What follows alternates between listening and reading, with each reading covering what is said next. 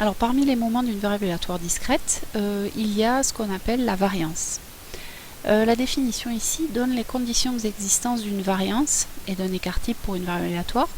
Alors pour une variable aléatoire x, elle n'admettrait une variance que si la variable aléatoire x moins l'espérance de x admet un moment d'ordre 2. C'est ça en fait. Et dans ces cas-là, la variance de x, c'est précisément l'espérance de x moins espérance de x le tout au carré, c'est-à-dire c'est le moment d'ordre 2 de la variable aléatoire x moins espérance de x. Donc attention, il faut quand même une condition sur une existence d'espérance. Et dans ces cas-là, l'écart type, lui, c'est ce qu'on appelle sigma, c'est sigma de x qui est la racine carrée de la variance. Alors première remarque, d'abord une variable aléatoire finie, elle admet forcément une variance puisqu'elle admet toujours une espérance et que x moins l'espérance de x sera aussi une variable aléatoire finie, donc elle aura aussi au carré une espérance, tout marchera bien. Dans le cas non fini, il faut prendre quelques précautions. Deuxième remarque, l'écart type ainsi défini, il existe bien, parce que comme x moins l'espérance de x au carré, ça donne une variable aléatoire positive, son espérance, d'après le théorème, les propriétés de l'espérance, son espérance à cette variable aléatoire qui est au carré sera positive, donc on peut bien prendre sa racine carrée. Donc l'écart type existe bien, et en fait, ce qu'il faut voir, c'est que cette variance, en fait, ce qu'elle mesure, c'est ça mesure la dispersion des valeurs de x, des valeurs que peut prendre x autour de son espérance.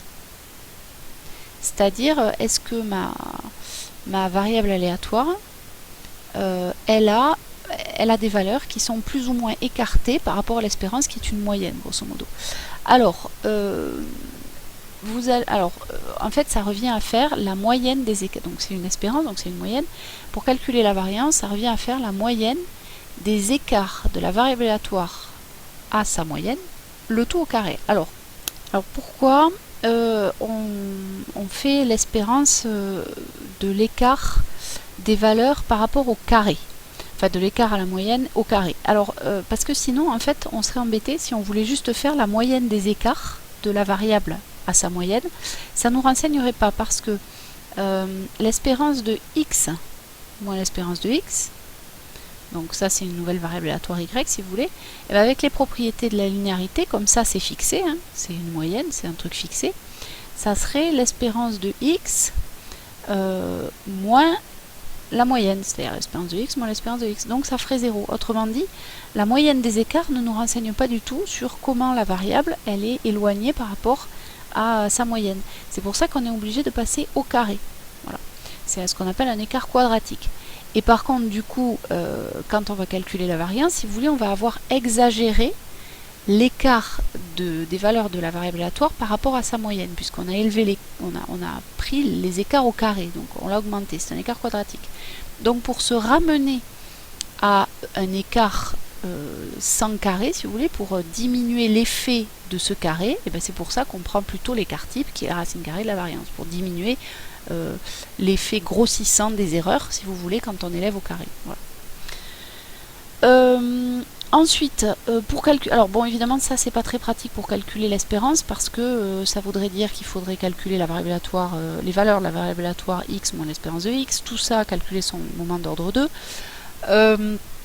Il y a un théorème qui est plus simple, qui est le théorème de Koenig-Huygens, mais qui demande absolument que la variable aléatoire x elle admette une variance. Et dans ces cas-là, lorsqu'elle admet une variance, pour calculer la variance de x, on calcule l'espérance de x au carré moins l'espérance de x tout au carré, c'est-à-dire le moment d'ordre 2 de x moins l'espérance de x au carré.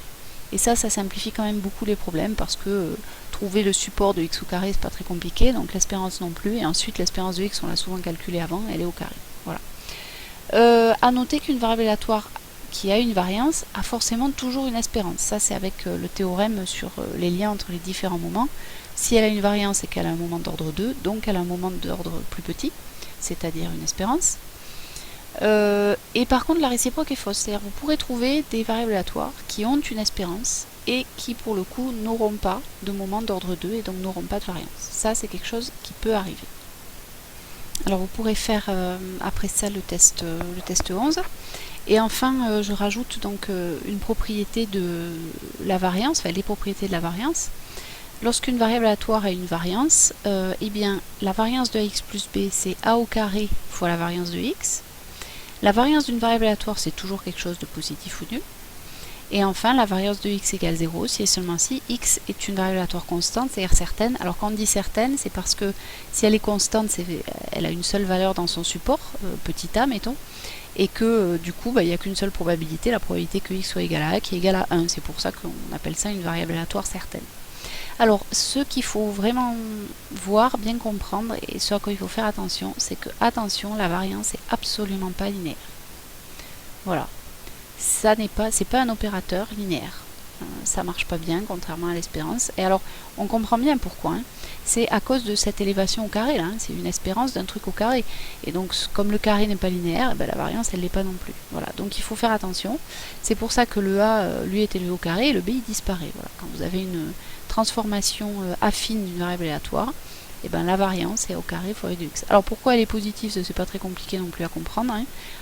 On l'a dit tout à l'heure, c'est parce que x moins l'espérance de x le tout au carré, c'est une variable aléatoire qui elle est positive, donc sa variance fatalement elle sera positive.